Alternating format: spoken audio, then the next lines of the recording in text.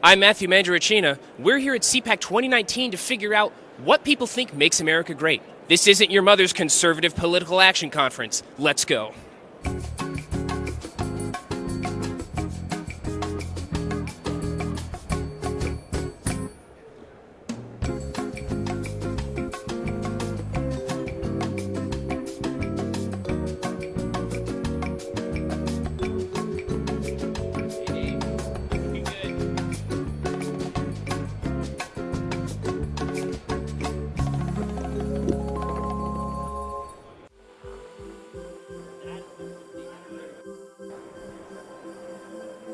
Sir, I have one question for you.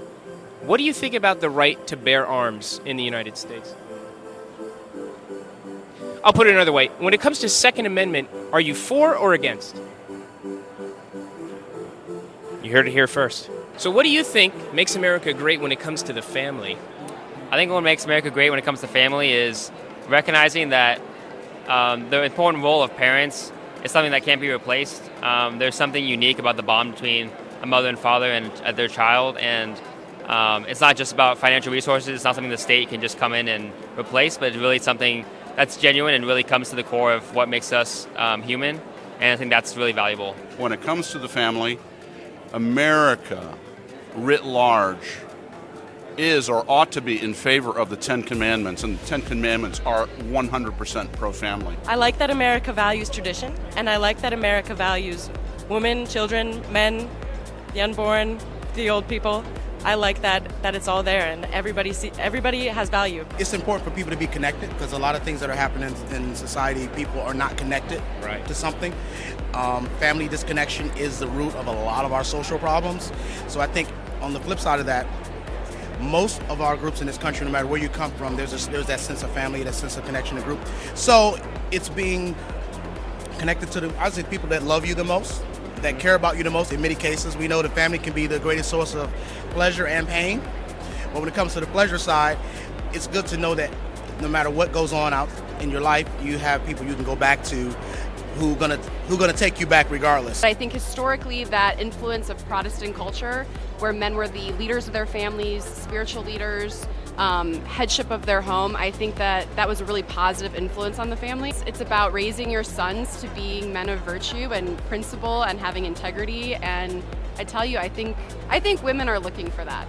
I think it just people coming together and realizing that life begins at conception and everything starts with life. You, I, everyone else, we all were an infant once and we were all in the womb, so we should all have the same rights. Excellent.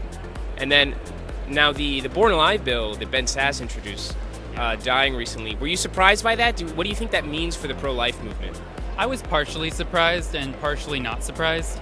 The left has really been going far left, and people used to be a lot more pro-life. Look at the John F. Kennedy Democrats that we used to have that were very pro-life, very pro-family. That's really been going down the tubes, and I think it's because of radical left-wing extremism in our country.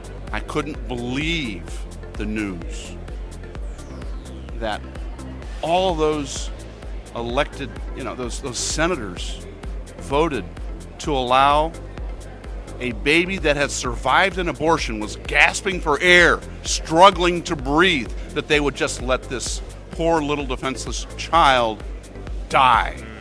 It's a monstrous thing. It's a terrible day for our country. And I hope that those in elected office and the people in the United States don't forget this when the time comes to vote. I'd like to say I was surprised, but really I'm not that surprised with the way that Democrats have been going lately. It just seems kind of absurd that they're just opposing literally anything that was put forward by the opposite party, even if it's something that everyone should agree on. It's no debate that outside of the womb, babies are alive. It's literally in the name, Born Alive bill. How could you possibly get away with killing a baby? And you think of the people that were involved in this.